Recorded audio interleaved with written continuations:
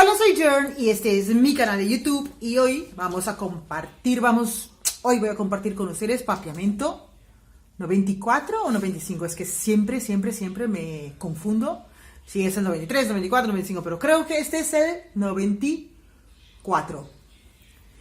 Pero antes, me gustaría invitarte a que suscribas a este canal, sí, suscribe a este canal, pasa a mis redes sociales que tengo Facebook, Instagram y TikTok, y me imagino que ya saben toda la historia, así que los espero por allí.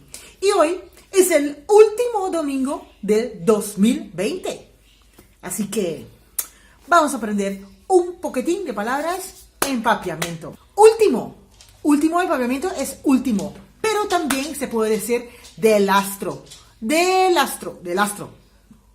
último y del astro, que viene del holandés, del astro. ¿Y cómo dirías tú a una persona feliz año nuevo? Feliz año nuevo en papiamento es bon aña. 31 de diciembre, 31 de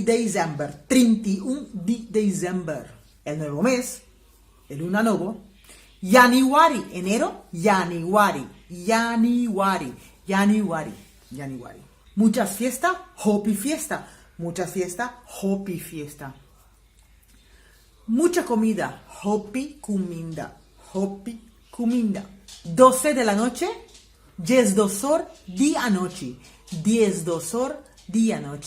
Y también se dice medianoche. 10 de la noche, medianoche.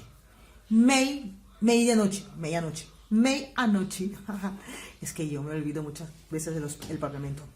Bueno, con eso me gustaría terminar y desearle un feliz año nuevo, un bon año 2021. Confiamos que este año va a ser mucho más mejor. Tenemos que ser agradecidos de verdad por pasar por un año como hemos pasado y poder entrar a un nuevo año, ¿no? Así que espero cada uno de ustedes en